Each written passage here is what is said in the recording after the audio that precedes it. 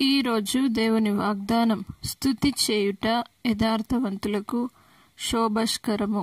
కీర్తనలు 33వ అధ్యాయం 1వ చరణం. నా ప్రియ సహోదరులారా, స్తుతి చేయుట యథార్థవంతులకు శోభస్కరము. కాబట్టి దేవుని సన్నిధానానికి వచ్చి స్తుతించి ఆరాధించుట ద్వారా గొప్ప మేలు మీరు పొందుకుంటారు. ఆయన సన్నిధిలోని గొప్ప స్తుతిని మీరు అనుభవించినట్లయితే ఆ స్తుతి ద్వారా దేవుడు మీ జీవితంలో అద్భుత కార్యాలు చేస్తాడు. ఆయనను స్తుతించుట ద్వారా తప్పకుండా దేవుడు మీ జీవితంలో అనేక మేలు చేస్తాడు. స్తుతించుట ద్వారా సాతాను పారిపోతాడు. స్తుతించుట ద్వారా అద్భుత కార్యాలు జరుగుతాయి. స్తుతించుట ద్వారా ప్రతి సాతాను శక్తులు, దురాత్మల సమూహములు, ప్రతి మాంత్రిక శక్తులు యేసు నామములో లయమవుతాయి. కాబట్టి ఎల్లప్పుడూ స్తుతించండి.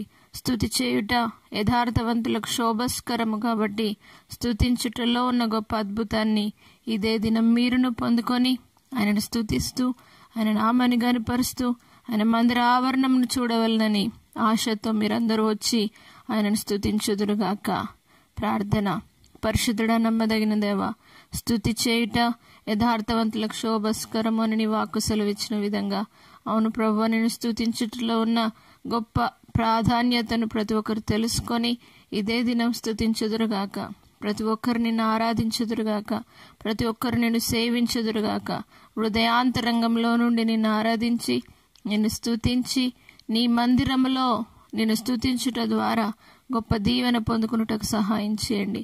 స్తుతించుట ద్వారా నీకు సింహాసనం వేయుదురుగాక. మీరు సింహాసనాసీనుడై మా మధ్యలోనికి దిగి వచ్చి అనేక అద్భుతాలు ప్రతి ఒక్కరి జీవితంలో జరిగించుమని నజరేయుడైన యేసు పరిశుద్ధ నామమును బట్టి అడిగి వేడుకుంటున్నాము తండ్రి. ఆమేన్.